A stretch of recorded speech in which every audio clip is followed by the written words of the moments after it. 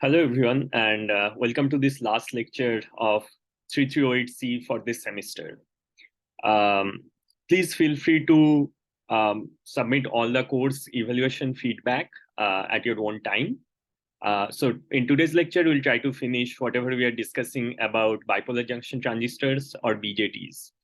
And in the last lecture, we have seen how BJTs are formed, what are the governing equations of the BJTs, and how you should sort of approach designing a BJT-based circuit. Now, there was one question after the class, which is very interesting, that why do we even use BJTs? So we have already learned MOSFETs, and we know that most of the digital circuitry today are designed using MOSFETs. Even most of the analog circuitry is designed using MOSFETs. So why would you try to design something with bipolar junction transistors? So for that, we have to keep in mind that BJTs are a different class of transistors. So they were more common than MOSFETs or JFETs during the 1950s and 1960s.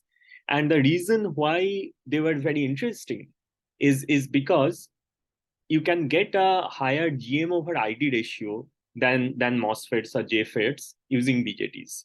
And now why GM over ID ratio is important, that's because let's say you're spending the same amount of current, so your I is similar, but you get a better transconductance using BJTs. So that's what is meant by the GM over I ratio. For MOSFETs, you'll see that sometimes you will be using a methodology called GM over ID method for designing MOSFET-based circuits, and this is something that you'll most probably learn in one of the graduate classes. So GM over ID method is a very popular methodology, and what it says is that for an unit amount of current, how much transconductance can I create? And as you'll see, if we do more analysis with BJTs versus MOSFETs, the BJTs will always have a better GM over ID ratio than FETs.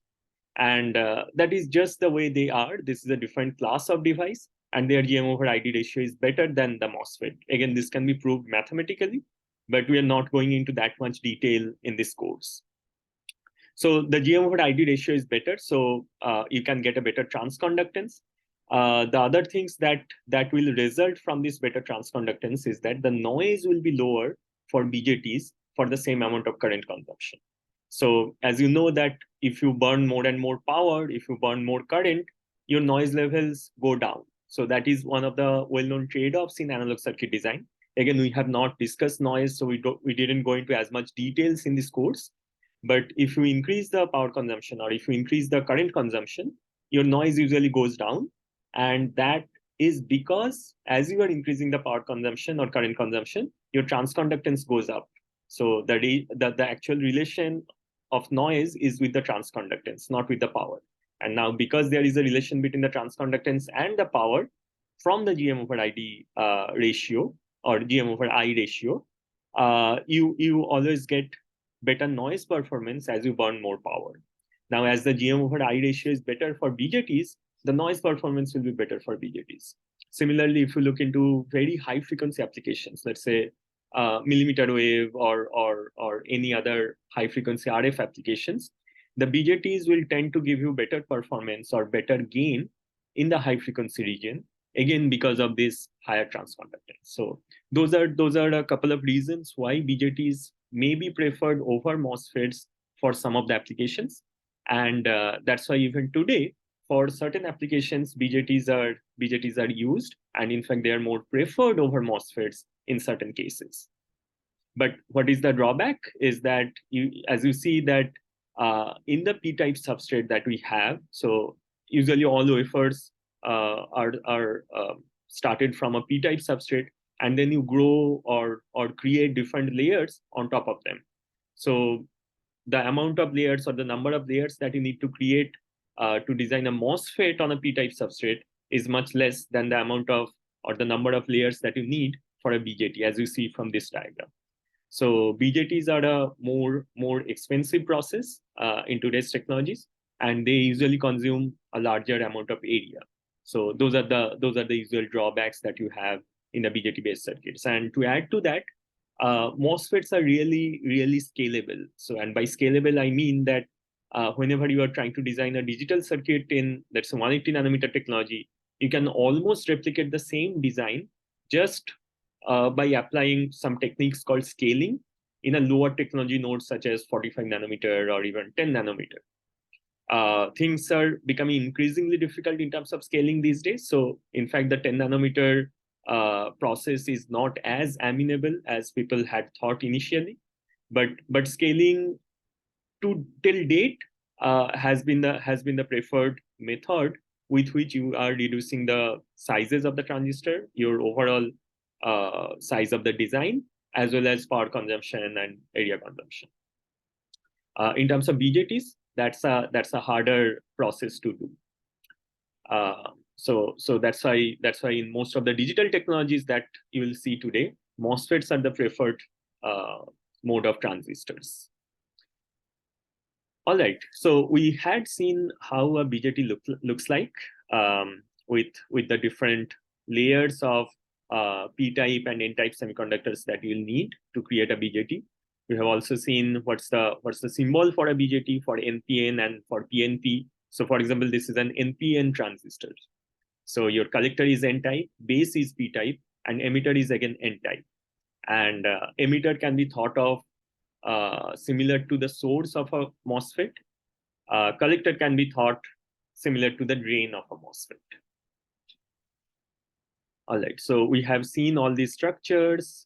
And then next, we had also seen the governing equations of a BJT, which really comes from the diode equation. So in terms of diodes, the diode current is the dark current or the saturation current multiplied with e to the power the diode forward bias voltage over the thermal voltage. So in terms of the BJT, you have a forward bias diode from the base to emitter. If you're, in this case, this is an NPN BJT, and of course, the base is P-type, the emitter is N-type. So if you're applying a positive voltage at the base, you have a positive VBE, and that's why you have this forward bias from the base to emitter junction. Now, as you have a forward bias over here, a forward bias diode, you can apply the diode theory, and you can apply this equation ID equal to IS times e to the power VBE, which is basically the forward bias voltage in the diode, over the thermal voltage, which is KT over Q. Now, from here, you can also find out what is VBE. That will directly be VT times ln, or the natural logarithm of ID over IS. And that can usually be approximated as 0.7 volts. And we have also seen why. That for different ranges of your ID, the diode current, which could be let's say 10 to the power 10 times to 10 to the power 12 times higher than IS, you'll see that the VBE is in the range of, let's say, around 0.65 or around 0.7 volts. So that is sometimes approximated as a constant quantity, even though it's not exactly constant, but it doesn't make much of a difference if you sort of assume it to be fixed at 0.7 volts. We have also seen the BJT regions of operations, which again looks very similar to MOSFETs. So instead of an ID VDS characteristic that we have seen for MOSFETs, in this case we are looking at an IC versus VCE characteristic, and the regions that we have here is the forward active, which is basically the active region or the saturation region for a MOSFET. For BJTs, it's called the forward active region. We have also discussed that the linear or the triode region for a MOSFET is sort of termed as the saturation region for a BJT. So now this is a big difference. The saturation region for a MOSFET is this part on the right-hand side, whereas the saturation region for the BJT is basically the linear or the triode region that you see on the left-hand side. And this is because the concept of saturation, the way people sort of formulated these different regions in the BJTs versus MOSFETs are very different. So in terms of MOSFETs, you were thinking about the saturation in the current. So because the current was saturated, you called it a saturation region. In terms of BJTs, the base region becomes saturated with the carriers coming from the emitter in this saturation region. So it's a saturation of carriers versus in case of MOSFETs, the active region is called saturation because then the current gets saturated. So this is one big difference, how you name the different regions of operations for a BJT versus a MOSFET. You can also have a reverse active region for a BJT. That is just because if you are applying a negative VC, you'll see a similar sort of response on the opposite side. But we'll not discuss that region of operation in this class, because in most of the cases you'll be interested in the forward active region. That's when your BJT is being used in an analog circuit. And again, as we have seen for MOSFETs, when your BJT is in the saturation region or this linear region, or it is in the cutoff region, you will be using that in the digital circuits. So that concept is exactly similar as MOSFETs. It's just that the naming convention is a little bit different, right? So the linear or the triad region in case of MOSFET becomes the saturation region for BJTs. The saturation or the active region for MOSFETs is termed as the forward active region for BJTs. Okay, we have also looked at the small signal model for the BJT, the AC small signal linear equivalent circuit. And one big difference that you have in BJTs versus MOSFETs is that there is no current flow into the gate for a MOSFET because of the insulator oxide layer. Whereas for BJTs, you have a forward bias diode, right? From the base to emitter junction. So this is your base and this is your emitter. On the right-hand side on top, you have your collector. So base to emitter, you have a resistance which is usually termed as R pi, because this model is also called the pi model. It looks like an inverted pi, the mathematical symbol pi, right? So you have this R pi at the base. That's one big difference with MOSFET. In case of MOSFETs, this was an open circuit. But the collector current is basically GM times VBE, which is very similar to the GM times VGS that you had for the MOSFETs. And this can also be represented as beta times IB, but IB is this base current, and beta is the current amplification factor. So IC over IB is basically your beta. So we have all looked into all those details, and then we sort of looked into the analogy between the MOSFETs and BJTs. So the source becomes the emitter, the gate becomes base, and the drain becomes collector. On the left-hand side, you have this MOSFET. On the right-hand side, you have your BJT. The equation in saturation for a MOSFET, so that will be ID equal to K over 2, V overdrive square, 1 plus lambda VDS. So this is the saturation equation or the active region equation for the MOSFET. In case of BJT, in the forward active region, your IC is IS times e to the power VBE over VT. So this is coming from the diode equation instead of the square law model that you had for the MOSFET. And if you think about something in the similar domain of channel length modulation that you know for MOSFETs, so this 1 plus lambda VDS factor, that was because of the channel length modulation. We have a similar effect here in BJTs. So you have this 1 plus 1 over VA times VCE term. Now, as you know, VC is representative of the VDS, whereas VA or the early voltage is actually 1 over lambda. So they are very similar in terms of the form of the equation. VGS for a MOSFET was equal to VT plus square root of twice ID over K. This is the equation we have used again and again in our homeworks and exams. VBE, that's the base to emitter voltage for the BJT, is KT over Q, ln IC over IS.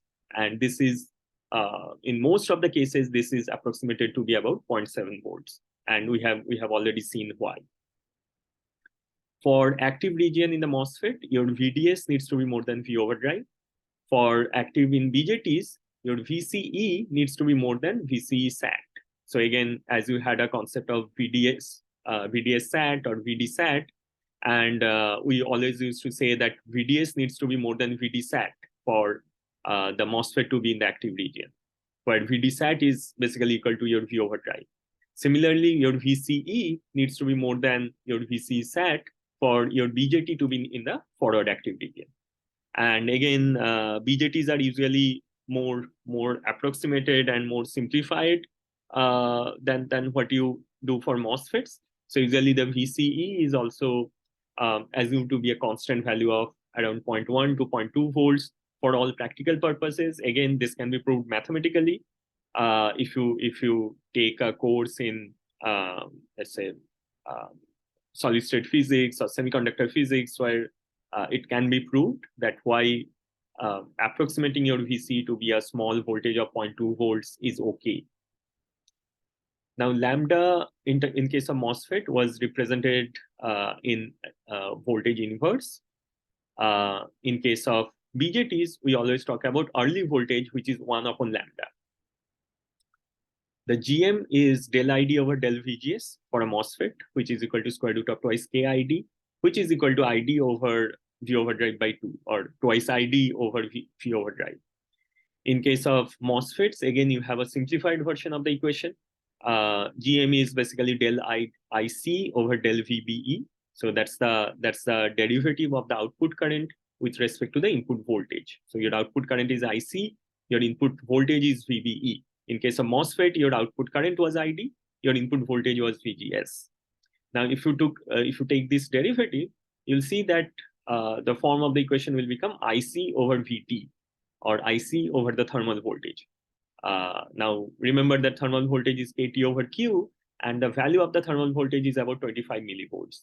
So this equation of GM becomes IC over 25 millivolts.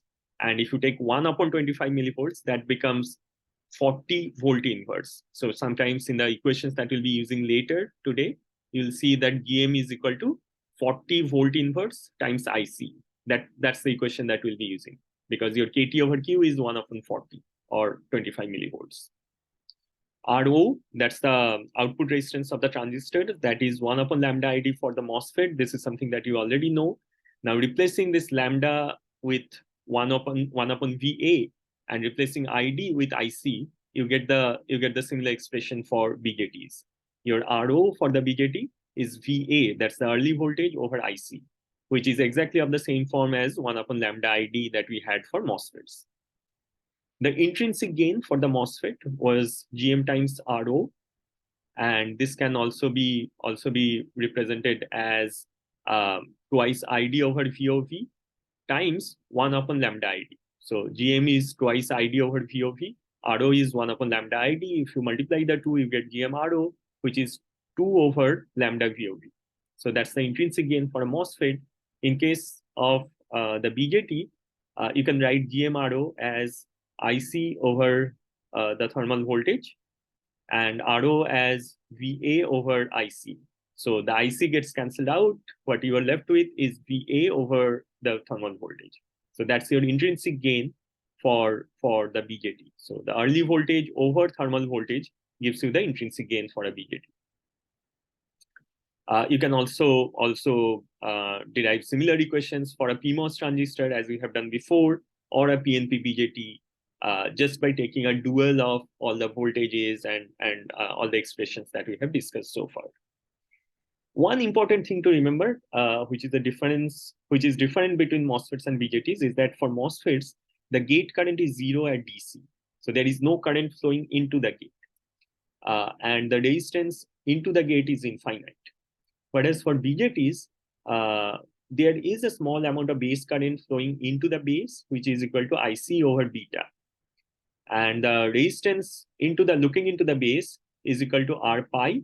And remember, R pi is the resistance between the base and the emitter in the small signal model. We'll show that this resistance into the base is R pi plus beta times RE, where RE is the resistance connected to the emitter. We'll prove this equation shortly. Now, it can also be proved that your R pi is beta over GM. So we'll also prove this equation. But before going into that, let's sort of look into how these BJT circuits can be biased.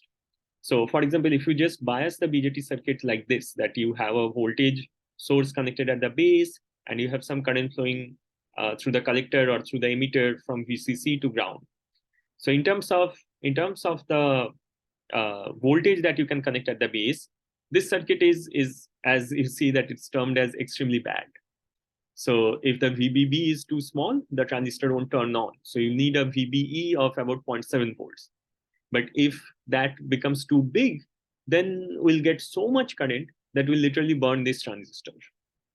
Now you can do an exercise that if by assuming VC is equal to 10 volts and IS equal to 10 to the power minus 15 ampere, you need to find out how big this VBB has to be for the transistor to dissipate about 10 watts. Okay, and it has been solved in the next page. I'll just show it here that your IS is 10 to the power minus 15, your KT over Q or VT is 25 millivolts, your VC is 10 volts. Or that's a collector voltage. Now the total amount of power that you are burning is termed as 10 watts. So since you are burning 10 watts and your VDD is 10 volts, the current that is flowing is 1 ampere, right? So that's the current IC. So if you calculate it using this equation of VBE is equal to thermal voltage times ln of IC over IS, right? That was the equation that we had shown before. So from here, you can find out what is your VBE. Your VBE for 10 watt power consumption is about 0.86 volts. So at 700 millivolts, the transistor turns on. At 860 millivolt, it starts consuming 10 watts of power, which is a huge amount of power, as you see, like in terms of electronic circuits, right? So that's why we are saying that this circuit is extremely bad, that it burns so much current suddenly that we literally burn the transistor up. And we also need to remember that your IS that actually goes up with temperature. So as you are making more the current flow higher and higher through the devices, your IS is actually going up, and this problem becomes even worse. Right? So if you again go back to this equation, your IS actually goes up. So even at a lower VBE, you will still burn 10 watts of power. Right? So that's why we are saying that this problem becomes even worse, and it is actually called something. It's called a thermal runaway problem, that your temperature keeps on increasing and increasing in a positive feedback loop. Now this is a little bit improved version of the previous circuit. So you have an RC current, RC resistance connected at the collector that limits the collector current.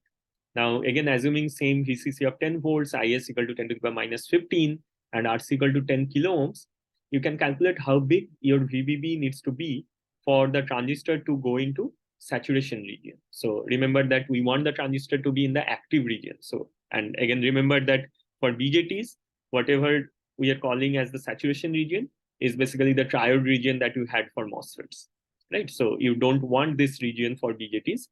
For BJTs, you want to keep it in the forward active region. So now what we are saying is that if this VBB is big, there is a possibility that the transistor will not be in the forward active region. And why is that? Because as you are increasing this VBB, the base current increases. As the base current increases, the collector current also increases, because the collector current is beta times the base current. As the collector current increases, the voltage drop across RC increases. So you have less and less voltage drop across the transistor. And at some point, the voltage drop across the transistor, which is VCE, will become less than 0.1 or 0.2 volts. And then your transistor will go into saturation, which you don't want, right? So you can again calculate that. Your collector resistance is 10 kilo ohms. Your IC is VCC minus VC sat over the collector resistance. So 10 volt minus, let's say, 0.2 volts for the VCE or VC sat. That over 10 kilo ohms is 0.98 milliampere. So that's the collector current that will make your transistor go into saturation. So again, you can calculate your VBE from the same equation, KT over Q, ln of your collector current over the saturation current, and that is equal to 0.69 volts. So here again, in this case, even though your RC limits the current, your VBB can if the VBB is, let's say, only about 0.7 volts, your transistor goes into saturation region. But again, you have to keep in mind that the VBE needs to be about 0.7 volts for the transistor to turn on. So as soon as the transistor is turning on, very quickly it might go into saturation. So again, this is not a, even though the RC limits the collector current, this is not a very good example of a biased transistor. So how to bias the transistor then? So you should always include a base resistance to limit IB. So for example, if you choose VBB to be much more than VBE in this case, the base current will be controlled mostly by RB, right? Because the voltage drop across this RB will be much more than the VBE. That's the target in this case. So again, you can do an exercise, assume your VCC to be 10 volts, IS to be 10 to the power minus 15, and VBB to be 3 volts, and estimate the value of RB to set IB to about 10 microamperes. And you can calculate IC for two different values of beta equal to 50 and beta equal to 200. So how to sort of analyze this? Your VBE is about 0.7 volts. That's an assumption. Your VBB, that's the voltage connected at the base before the base resistance, is 3 volts. So your IB current, the base current, is VBB minus 0.7 over RB. Or you can calculate RB to be VBB minus 0.7 over IB. You know VBB to be 3 volts. You have your 0.7 volts, and you want your IB current, the base current, to be 10 microamperes, which means that the RB that you need is about 230 kilo ohms. Now your IC equal to beta times IB. If beta is 50, then your IC is 500 microampere. If beta is 200, your ID is 2 milliampere. Okay. Now, if your beta is varying, so remember that MOSFETs were always subjected to some process variation. Similarly, BJTs will also be subjected to process variations. So your beta can be 50, can be 60, can be 55. Now we can always exaggerate and say that beta can vary between 50 and 200. So when beta varies between these two large numbers, the variations in beta will result in a large amount of variation in IC, right? That's what we saw from this problem, that my IC can be within 0.5 milliampere to about 2 milliampere. Now, if you connect a resistance RC at the collector, and when that RC is included, the variations in IC will turn into variation in VCE. Why? Because again, the voltage drop across RC will vary based on the amount of IC. And so the amount available, the voltage amount available as VCE will also vary. Now you can again do this exercise, assume the values from the previous exercise and see what happens to VCE for beta equal to 50 and beta equal to 200. Now, if your equations tell you that VC is less than 0.3 volts, that means the BJT will be saturated, and that's something that you don't want. Now, let's do the same calculation. Your VCC is 10 volts, RC is 10 kilo ohms, IC equal to 0.5 milliampere. That gives you the voltage drop across RC to be 5 volts, which means VC is 5 volts. But if your IC is 2 milliampere, then the voltage drop across RC is 20 volts, right? You have a VCC of only 10 volts, right? So there is some problem there, which means that your VCE will be minus 10 volt, right? So the second case is not even possible. In the second case, the transistor will be saturated, and the actual current will be limited to less than 1 milliampere even, because the BJT will go into saturation for VCE about 0.2 or 0.3 volts. Okay, so while biasing the BJTs, you'll have to keep all these things into consideration. MOSFET biasing was probably easier because there was no current flowing into the gate. Here, because the current flows into the gate, you have to keep in mind all these things, that how much is my VBE, how much is my IC, what is the variation in the IC that I can handle. And because of that variation in the IC, how much your VC is varying and whether the transistor has any possibility to go into saturation. So these are things that you need to consider when considering the biasing of BJTs. We'll see an example shortly, but keep in mind that while designing the bias circuit for BJTs, you need to be more careful than what you had for MOSFETs. Okay, so with that, let's start on some analysis with BJTs. This page is something that we have already looked at. So this was the analogy between MOSFETs and BJTs, and we have looked into all these equations already. Something that I would like to mention here are the small signal parameters. So, for example, the GM is basically the derivative of your output current with respect to your input voltage, right? So your output current in case of a BJT is IC, the collector current. In case of MOSFET, this was ID. The input voltage for the BJT is VBE, right? In case of MOSFET, this was VGS. So del IC over del VBE, that gives you the GM. And we have already calculated this from the equation because you already know the equation of IC as a function of VBE. And you could already, like that's given in the previous page, which is here, IC equal to IS times e to the power of VBE over KT by Q. So what you'll do, you'll just differentiate this equation with respect to VBE, and you'll find out what is your GM. And you'll see that your GM is nothing but IC over VT. Now VT is 25 millivolts. So 1 upon VT is 40 volt inverse. So this becomes 40 volt inverse times IC. Now, there are certain other things that you need to keep in mind. R-pi. R-pi is basically the resistance between your base and your emitter junction in the small signal model. And what is R-pi? R-pi is del VBE over del IB. So how much base to emitter voltage you are applying over how much current that is flowing at that node, right? So that's in terms of DC, but here you are talking about AC small signal parameters. So you are talking about derivatives, right? So derivative del VBE over del IB is your R-pi. In other words, del IB over del VBE whole inverse is your R-pi. Now, again, you can write IB as 1 upon beta times IC, right? Because your IC is beta times IB. So this becomes 1 upon beta times del IC over del VBE. You already know that your del IC over del VBE is your GM. So this becomes 1 upon beta times GM whole inverse, which is beta over GM. You can also find out something called RE. So that's the small signal resistance that you see looking at the emitter junction. Now remember that for MOSFETs, looking at the source junction, your resistance was 1 upon GM, right? So this is the same thing that you see over here, that looking at the emitter junction, the resistance that you see is 1 upon GM.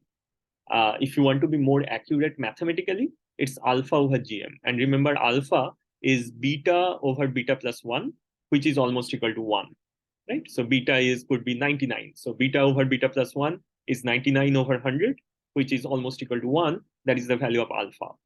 So that's the more mathematically accurate form of RE. So alpha over GM, which is basically del VBE over del IE in the forward active region, and which is almost equal to 1 upon GM in a way that's very similar to your MOSFETs. So you know your GM, you know your RE, you know your R-pi. So RE is 1 upon GM, R-pi is beta over GM, right? So R-pi is basically beta times your RE. So that's a very important relation to remember, that R-pi is beta times your RE. So the resistance between your base and emitter junction is beta times the resistance that you see looking at the emitter junction. RO is again the output resistance. So that's del IC over del VC whole inverse, which is equal to del VC over del IC. And that is something you can find out as VA over IC. So that's the early voltage over IC that will give you RO. And remember that for MOSFETs, RO was 1 upon lambda ID. Lambda is basically 1 upon VA for BJTs. So that's why you have VA over IC in this case. For small signal equivalent models, there are two different small signal equivalent models for BJTs, as we can already guess that you can either represent the model with RPi, which will look very similar to the MOSFET model, with the difference that for MOSFETs, the gate terminal was open, the gate to source resistance was infinite, ideally for low frequencies. For BJTs, there would be a resistance RPi connected between the base and the emitter junction. Everything else looks very similar. If you include RO, you'll have a parallel resistance between the collector and the emitter junctions. You can also represent it as a T equivalent model. And what is a T equivalent model? That instead of having a resistance RPi, you represent a similar resistance RE at the emitter terminal, right? So looking at the emitter terminal, your resistance is RE. So instead of RPi, you'll represent everything with RE. And in that case, your model would look like a T, or a T which is rotated by 90 degrees, in this case, as you see, instead of the pi model. But in most cases, we'll be using the hybrid pi model, because this is again very similar to MOSFET model that you have studied, and you don't need to remember a whole lot of other things, because you can always draw analogies with the MOSFET based model, and you can solve the equations. So we'll mostly concentrate on the hybrid pi model. Okay. So for BJT small signal analysis, let's look into a few different cases. So first of all, let's look into a common emitter with RE not equal to 0. Now, if you draw an analogy with respect to the MOSFETs, common emitter will be very similar to common source. Now, there is a resistance connected at the emitter. When you had a resistance connected at the source with the common source configuration, you had source degeneration, right?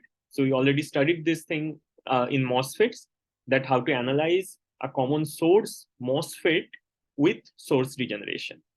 So the analysis with common emitter with RE equal to non-zero, that will also be very similar. So you can again draw the small signal model, and you can write your VB, that's the base voltage, as IB times RPi, because that's the current flowing through this RPi resistance, plus 1 plus beta times IB, that is the current flowing through the RE resistance. Remember that IB current is flowing from the left hand side, and IC current is flowing in from the right hand side. IC is beta times IB, right? So the total amount of current that flows through the emitter resistance is 1 plus beta times IB. So you have IB times RPi, that's the voltage drop across this RPi resistance, and then you have 1 plus beta times IB times RE, that's the voltage drop across the RE resistance. Together, these two voltage drops will give you VB. So what is your R in? What is your input resistance in this case? That will be VB over IB. The same way we had done this for MOSFETs. So VB over IB, that is RPi plus 1 plus beta times RE. Now, this was one of the equations that we told that we'll prove, and we have just proved it now, that your input resistance for the BJT common emitter case with an emitter resistance is RPi plus, let's say, about beta times RE, because beta and 1 plus beta is very similar, right? So Rin is equal to RPi plus beta RE, because your beta is much greater than 1. Now remember, your RPi is beta over GM, right? And remember your Re, that is 1 over GM. So Re is the resistance looking into the emitter terminal, which is similar to 1 upon GM, very similar to the MOSFETs, right? And RPi is equal to beta over GM, right? So this is also something that we have seen before. So RPi is this equation, which boils down to beta over GM, right? So del IB over del VB, you can write IB as 1 upon beta times IC, and that gives you beta over GM. So RPi is beta over GM, Re is 1 over GM. Okay, so now you can write RPi to be beta over GM, which is equal to beta times Re, because Re is 1 upon GM. So your RPi becomes beta times Re. So RPi plus beta times capital Re is equal to beta times small RE plus beta times capital RE, or beta times small RE plus capital RE. So that's your RIN. So this is again one of the very commonly used forms for RIN in case of a common emitter BJT. What's the overall transconductance, capital GM? You know that capital GM is basically your small signal IC over small signal VB for any particular circuit. For a transistor, just a simple transistor, this capital GM will be equal to the small GM of the transistor. But here we are interested in the full circuit, that is the transistor along with the resistance connected at your emitter terminal. So in this case, your IC is beta times IB, and VB is RIN times IB, right? Because VB is connected here. There is a current flowing in as IB, and this is that current. And at this node, the resistance that you see is RIN, looking into the base terminal, right? So your VB is actually equal to RIN times IB. And you have already found out what is RIN. RIN is R pi plus beta times RE, right? So you have your beta in the numerator. In the denominator, you have R pi plus beta times RE. Now you can represented beta as R pi times GM, right? Because your R pi was beta over GM. So beta is R pi times GM. So you write R pi times GM in the numerator. In the denominator, you already have R pi and you have beta times RE. You again write beta as R pi times GM. So you have R pi times GM times RE, and you have R pi, and you also have R pi in the numerator. So you cancel all the R pi's out. So your numerator just becomes just GM. Your denominator becomes 1 plus GM times RE. So remember what we did here? We replaced beta as R pi times GM, and then divided the numerator and denominator both with R pi. So this gives you GM over 1 plus GM RE. Interestingly, this is very similar to what you had seen for common source with source regeneration. In that case, your capital GM was GM over 1 plus GM RS. Remember, if you go back to the MOSFET cheat sheet, this was common drain. So let's see where.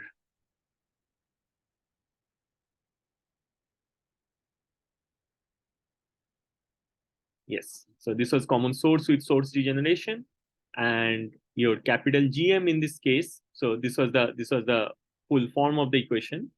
I think we had a simplified version before. Yes, so GM is small GM over 1 plus GM RS.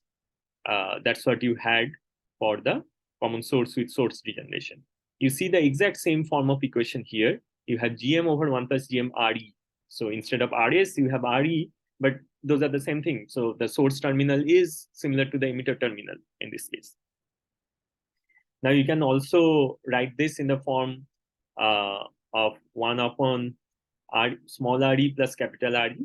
And how you do that? You divide both the numerator and denominator with GM. So you get 1 in the numerator. In the denominator, you have 1 upon GM plus RE. Now remember, 1 upon GM is your small RE. So you can write your capital GM as GM over 1 plus GM RE, or 1 over small RE plus capital RE. And both are the same things. So the common emitter is basically like your common source. Okay, and remember that we have ignored RO in this case. You can also include RO as an exercise and find out what happens. You'll see that not a lot of things will change if you include RO in this equation. Now, the next thing we can study is the emitter follower, right? So just like we had the source follower for MOSFETs, which is the you had 3 different configurations for MOSFETs, right? You had common source, you had common gate, and you had common drain or source follower. So in this case, you have a common collector or emitter follower, which is again a very similar configuration as you had studied in case of MOSFETs. And just like MOSFETs, your overall voltage gain will be almost equal to 1. Now, the Rin will be very similar to common emitter because that's the input resistance that you see looking at base. That would be R pi plus beta times Re. That's the Re equivalent resistance that you have in the emitter terminal. Your R pi you can again write as beta times small RE. So that gives you beta times small RE plus capital R equivalent. Okay. Now you can again solve the small signal model. You can find out what is your V naught. That's the output voltage for the emitter follower configuration, and that's basically the current flowing through the RE resistance. So that's 1 plus beta times IB times the RE equivalent resistance. Now you can write down what is your IB. Your IB is basically VI over R pi plus 1 plus beta times R equivalent, right? So that's how we can write down and simplify this part of the equation. And here it basically what you are representing is the V0 over Vin. So that's basically your voltage gain. Now this you can write as beta times R equivalent over R pi plus beta times R equivalent.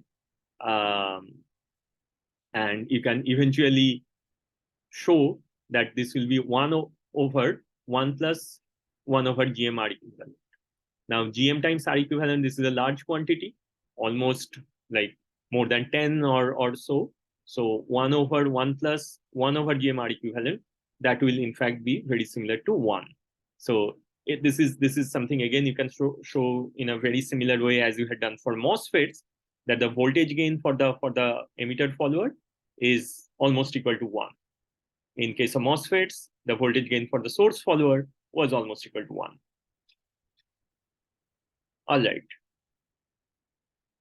So as you see that there is a lot of similarity between your MOSFET-based circuits and your BJT-based circuits, just like you need to keep in mind that some equations are different. We are mostly using the diode-based equations here instead of the square law model. And the primary difference is that there is a current flowing into the base. There was no current flowing into the gate for the MOSFET. You can also find the R out for the emitter follower. So the R out for the emitter follower is something that you look into the emitter of the BJT. So let's say you had a RB resistance connected at the base, and then you are trying to look into the current that is flowing into the emitter by connecting a Vx voltage at the emitter side. So that's the R out for the emitter follower. Now you can write your Vx, you can draw the small signal model again. You can write your Vx as minus IB times R pi plus RB. R pi is this resistance between base and emitter. RB was the base resistance that was connected external. And current is flowing in this direction. So you have your Vx equal to minus IB times R pi plus RB. And Ix was minus IB times 1 plus beta. So Ix is basically the total combination of your IB and beta times IB, right? So, and in the opposite direction, because that's how we have taken the directions of the current.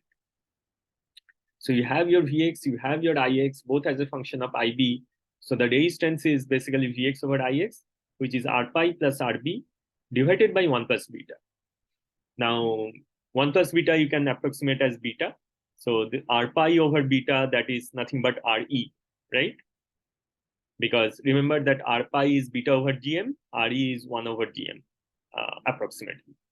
So that's what we are writing down here. Re is 1 over GM. And the other term is Rb divided by 1 plus beta, or Rb divided by beta. So this is an additional term that you have for this case in the emitter follower R out. So remember, this was not present for MOSFETs, because in case of MOSFET, there is no current flow into the gate or out of the gate. Here, because you have a current flow out of the base by connecting a voltage source at the emitter, you will have this additional term. So in case of MOSFETs, it was only 1 over GM. In case of BJT in the emitter follower configuration with a base resistance. Remember that we are talking about the case where you have a base resistance. If you didn't have this base resistance, it would have been 1 upon GM simply. Because you have this base resistance, you have 1 upon GM plus this base resistance divided by the current gain that you have, RB over beta. So in a way, it's actually similar to the scenario that we had discussed here, that when you are looking into the source of the MOSFET with a drain resistance connected, Remember that there could not have been any current flow through the gate, but here your resistance was 1 upon Gm plus Rd divided by 1 plus GMR. So you had 1 upon Gm plus an additional term of Rd divided by the gain, the voltage gain that you had seen. So in this case, it's sort of similar, that you still have 1 upon Gm plus Rb, which is connected at the base in this case, divided by the current gain. So instead of the voltage gain, you have the current gain equation here, but you can sort of correlate the two in a way. All right, so this is one big difference with MOSFETs, that you have a base current. So that's why this equation is a little bit different if you have a base resistance. Okay, now in case of small signal analysis, BJTs versus MOSFETs, you had your Rin to be infinity for MOSFET. That's the resistance looking at the gate. In case of the BJT, you have your Rin looking at the base is R pi plus beta times Re. This is something again we have proved before, and R pi is beta over Gm. So you can write this as beta times 1 upon Gm plus Re, and you know 1 upon Gm is small Re, so this can be written as beta times small Re plus capital Re. So remember, small Re is the small signal resistance looking at the emitter terminal. Capital Re is the actual emitter resistance that you are connecting here.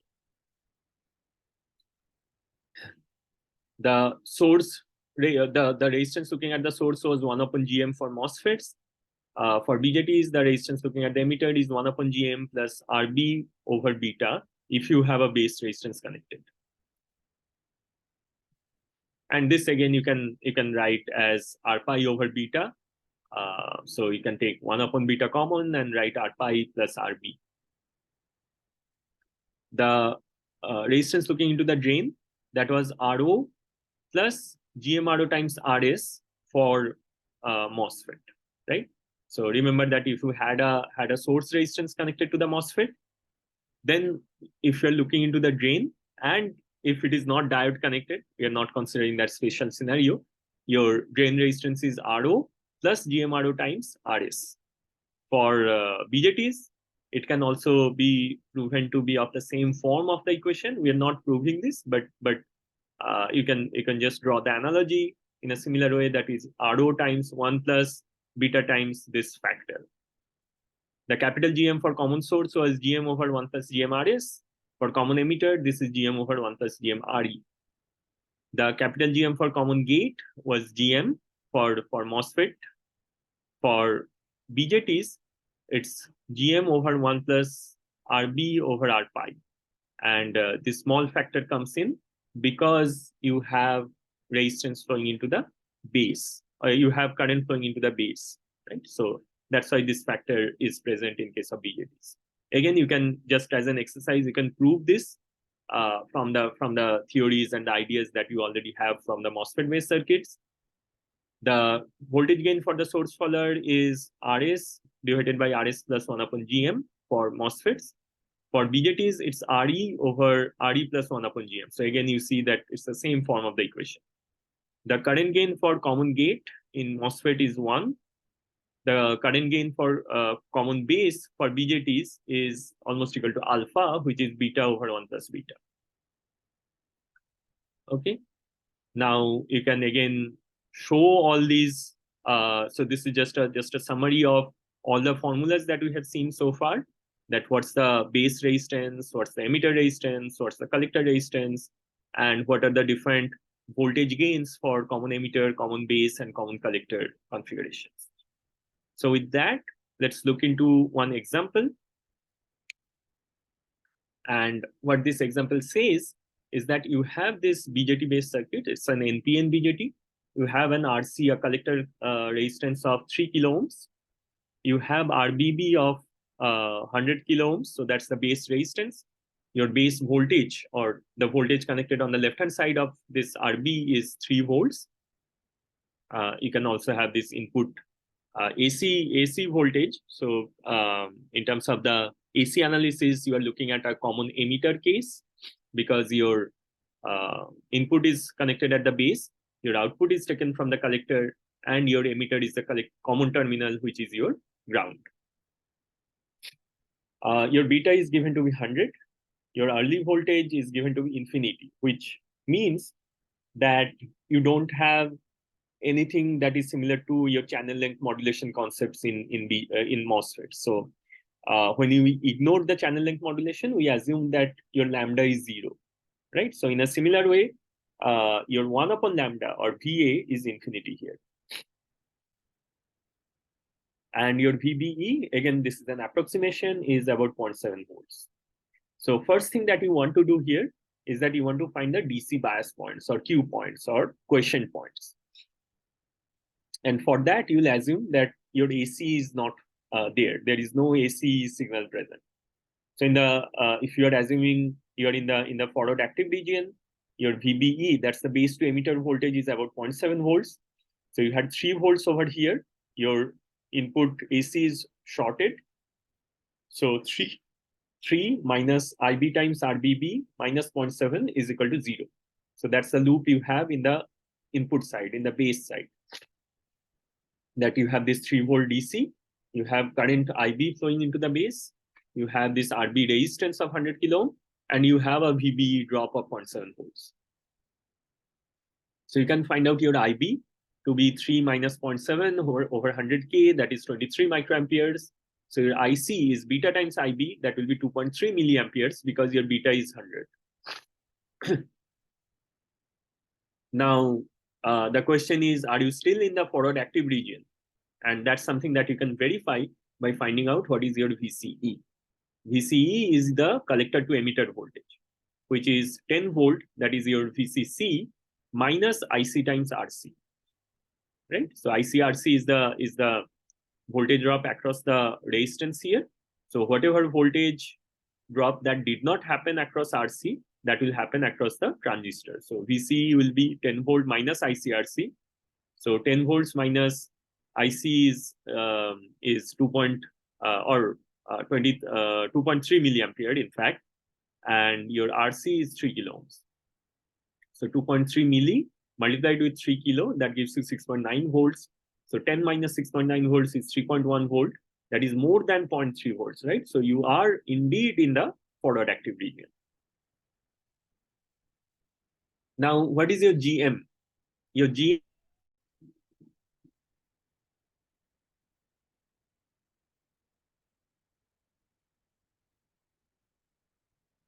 All right. So we are back.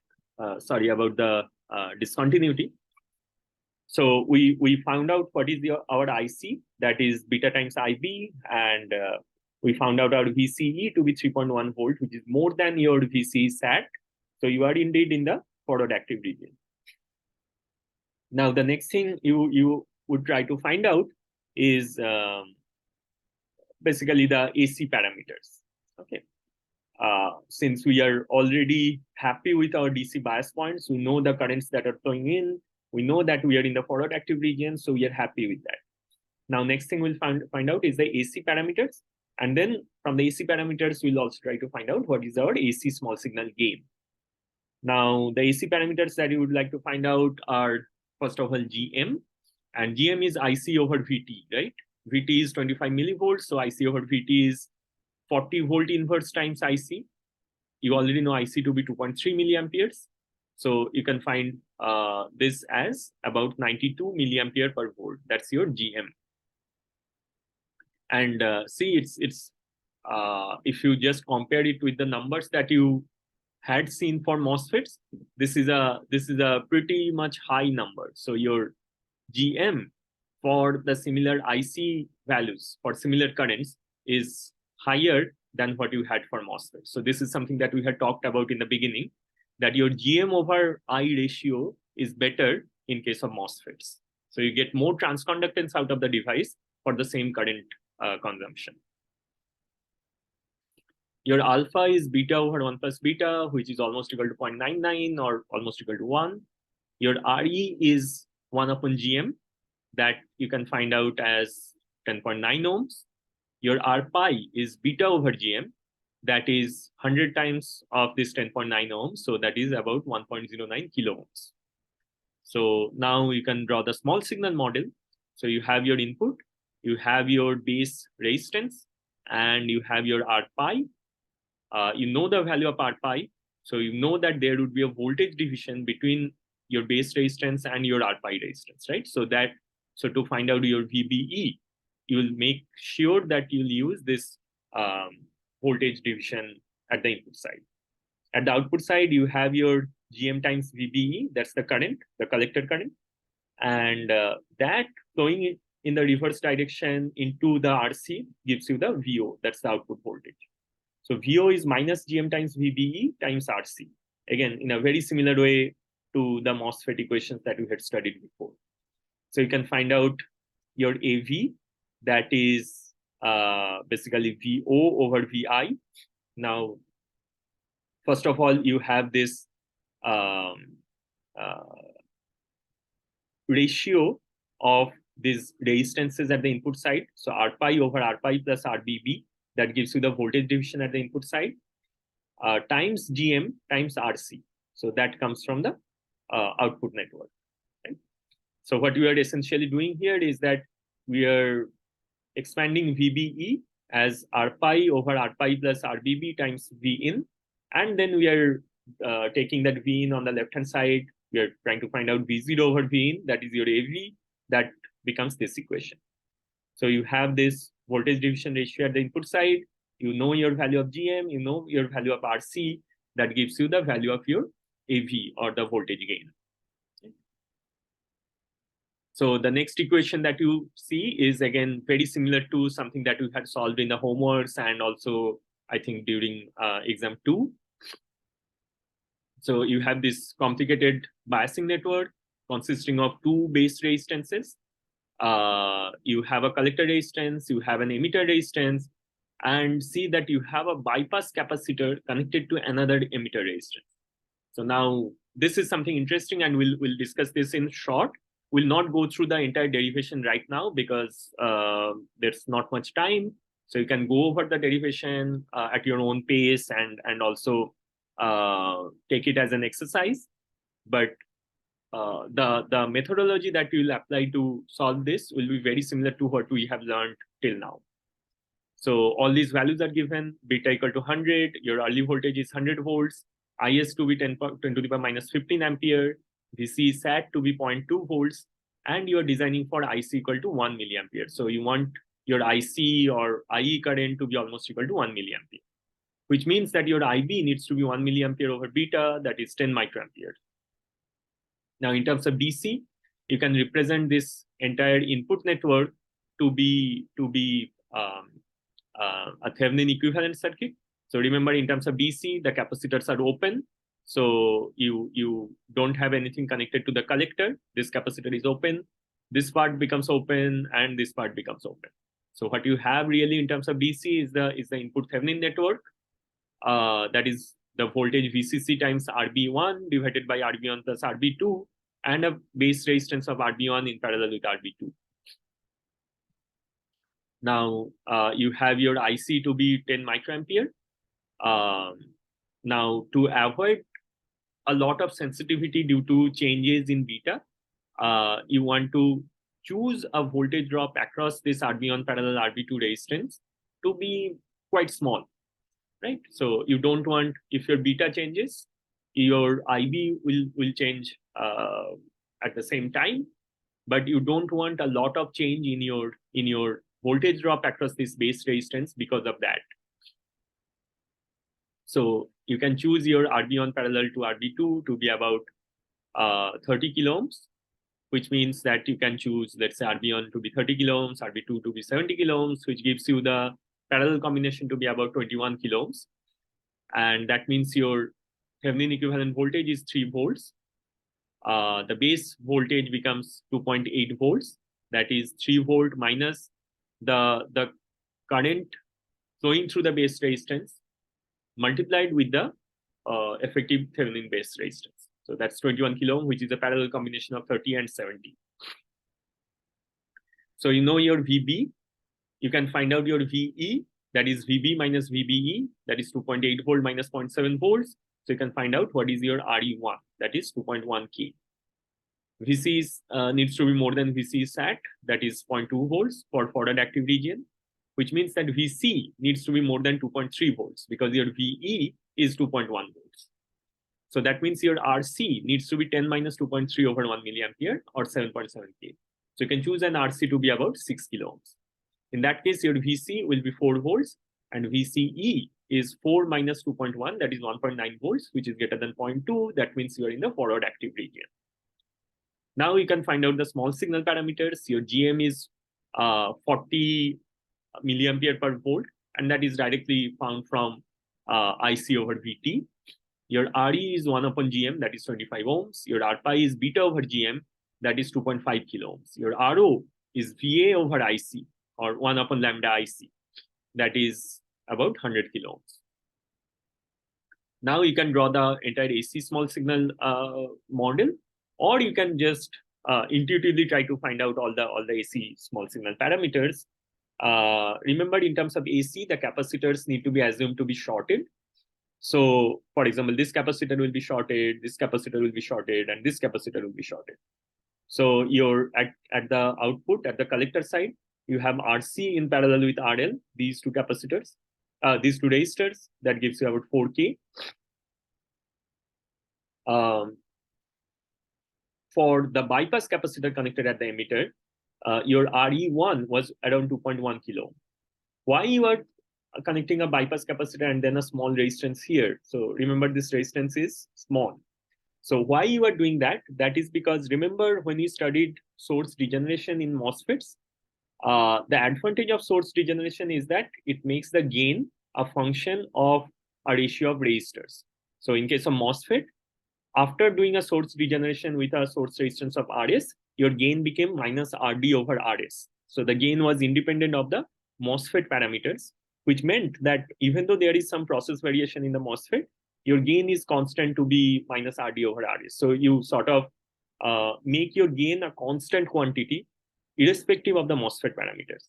The second advantage is that RD over RS, that's the gain, the absolute value of the gain, that's a linear quantity, right? Even though the MOSFET is a nonlinear device, your gain is a linear number, a fixed number, right? So your gain is linear. Whatever input voltage you are providing, your output will be a fixed quantity multiplied with that input voltage. So this is called linearization of the output. So source degeneration gives you linearization of the gain. Whereas if you did not do source degeneration, because the MOSFET is a nonlinear device, you will have a lot of effect of that nonlinearity on the gain. So your gain will not be a fixed quantity over a large voltage range, for example. So source degeneration makes your gain a constant and makes your gain linearized. However, the value of the gain is much less than what you would have expected without source degeneration. So the absolute value of the gain reduces, but it becomes constant and a linear quantity. If you did not want that, what you would do for high frequency? For high frequency or for AC, you could sort of bypass or use this capacitor, which will be a short at high frequency, and connect a much smaller degeneration resistance, which means that your gain will be more. Remember that with the degeneration resistance, your gain is inversely proportional to the value of the degeneration resistance, right? So if the degeneration resistance is smaller, which is now a parallel combination of these two, and because this right-hand side resistance is smaller, your gain will be larger. So you can have a larger gain. Of course, the trade-off is that it's not linearized as much now. Also, it may not remain very constant over a large range of input voltages. However, you get a larger voltage gain. So what's the point that we are trying to make here? That your RE or RE1 in this case was important in terms of the biasing. So in terms of biasing, putting a emitter resistance gives you one more degree of freedom. Otherwise, if you're connecting the emitter to, let's say, ground, that is 0 volt, you always have to connect your base to about 0.7 volts so that your VB is 0.7, which means that this point needs to be fixed at a particular voltage. You don't have a lot of freedom to choose this point's voltage. Now, because you have a resistance connected at the emitter, you have a one extra degree of freedom to choose the voltages at the base terminal or the emitter terminal. So that's why in terms of biasing, it gives you better flexibility, but it also reduces your AC gain. So if you don't want that, you can bias it with a large value of RE, but in terms of the when you are trying to do the AC analysis, you can just bypass it.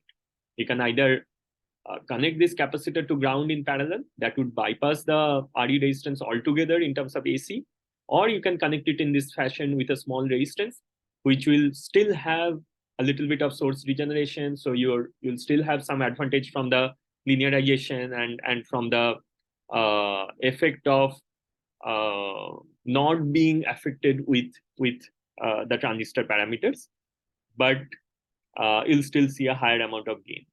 So that's the point why people go with this kind of structures or architectures. So now you can find out what is your equivalent RE from here, which becomes about 200 ohms. That's a parallel combination of these two resistances. Again, at the base side, you have RB1 in parallel with RB2, that is about 21 kilo ohms. Your R input at the base is R pi plus beta times R equivalent of the emitter. So this is 2.5K. That's your R pi that you had calculated in the last page. Here. And then beta times R emitter equivalent, that's 100 times this 200 ohms. That gives you about 22.5 kilo ohms. So that's your R input at the base terminal. So here, okay. The R output at the collector terminal, which is this resistance, that is RO times 1 plus GMR equivalent, right? So RO plus GMRO times whatever you are connecting at the emitter. So this is much larger than RO because GM is already 40 milliampere per volt, and your RE equivalent is basically 200 ohms. So 40 multiplied with 0.2, that is a factor of about 8. So this is about 9 times RO, which is much larger than RO. So this is a large quantity which we can neglect for most practical purposes. What is your Rin? Rin is something that you see looking at the source, like just after this RS resistance. So after the RS resistance, you have RB1 in parallel with RB2 in parallel with the Rin at the base. So 21K in parallel with 22.5K, that gives you about 11K. What is your voltage gain? Voltage gain is the voltage division that you had at the input side. So that is Rin over Rin plus RS. Okay. So Rin is the resistance that you see at this point looking on the right hand side. So Rin divided by Rin plus RS, that gives you the voltage division here. And then you'll have GM over 1 plus GM R equivalent. That is the capital GM for the common emitter configuration with an emitter resistance. And as the load, you have RL equivalent. What is your RL equivalent? That's the equivalent load that you have, which is this RL in parallel with RC in parallel with the ROC.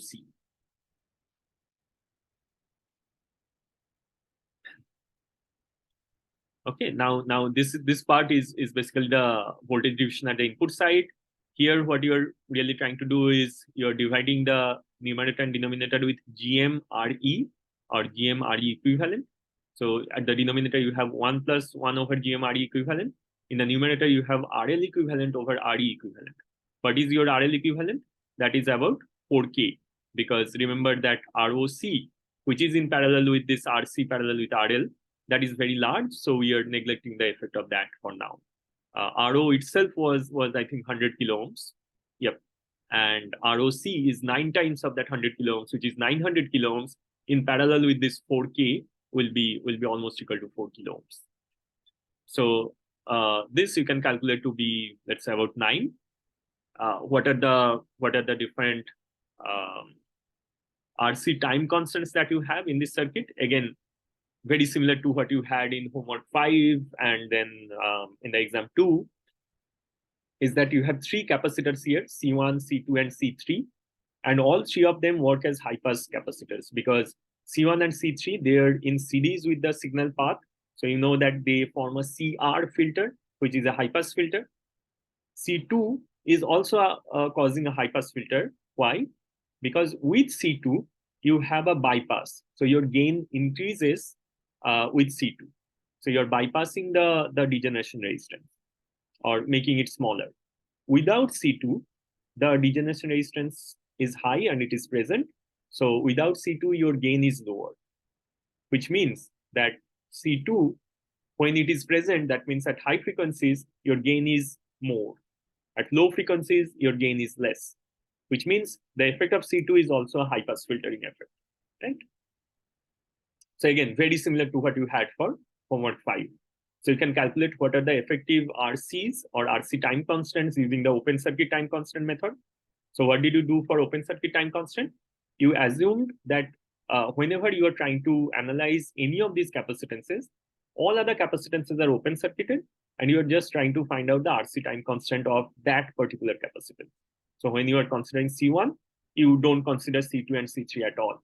When you consider C2, you don't consider C1 and C3 at all, so on and so forth. So when you're considering C1, what are the resistances that are associated with it? On the left-hand side, you have RS. On the right-hand side, you have RB1 in parallel with RB2 in parallel with the input base resistance. So that's what you have for C1. You have RS and you have this Rin, which is basically RB1 parallel with RB2 parallel with Rin of base resistance, Rin of the base. So that's the resistance that you have associated with C1. Associated with C2, you'll see RE2 on the right hand side. On the left hand side, you'll see RE1 and the resistance looking into the emitter, right? So you'll have RE1 and the resistance looking into the emitter. So that again you can calculate, and you'll see that C2 will be seeing a resistance of 310 ohms. Similarly, C3 will be seeing this resistance, which is about 18 kilo ohms. So C2 is actually seeing the smallest resistance. Now remember, these are high-pass filters, which means that at lower frequencies, the gain will be small, then the gain will increase, and then it will become almost constant, right, at higher frequencies. The location of the pole in that high-pass filter is sort of in the low frequency regions, right? So on the left-hand side, if you're drawing the gain versus frequency plot. So since you are talking about an high-pass filter, you want that high-pass filter's pole to be as far as towards zero as possible, right? So if it is towards a higher frequency, so if it is almost very close to zero, your high-pass filtering effect is not much, and your amplifier's frequency response is broadband. On the other hand, if your high-pass filter's pole moves towards right, the problem is that your bandwidth reduces, right? So because for a long range in the low frequency region, you'll get a low gain. So that's why you want your pole to be as far as towards left as possible, right? Which means that your RC time constant needs to be as large as possible. Because your C2 sees a small resistance, there is a high chance that the RC time constant of C2 multiplied with this 310 ohms is small as compared to other RC time constants, right? So you need to focus more on C2 and actually have to use a very large C2 as compared to C1 and C3 so that you are not limited by that pole frequency. So that's again something that you need to keep in mind. You can also look at the third part of this example, which is just an extension of what we had discussed right now. But this gives you a very good idea about the BJTs, the different equations that we are using for BJTs, how they're sort of related or analogous to the MOSFET-based equations, and how to solve these BJT-based equations. So with that, we'll conclude this course. And thank you for being a part of this. And I have learned a lot throughout this course while I had been teaching you. And hopefully you guys have learned something about analog circuit design throughout the course. So with that in mind, let's conclude this. Don't forget to send out the course evaluations. And in the lecture, the last lecture on Wednesday, I'll be joining on Zoom, and we'll be discussing if you have any kind of questions. Thank you.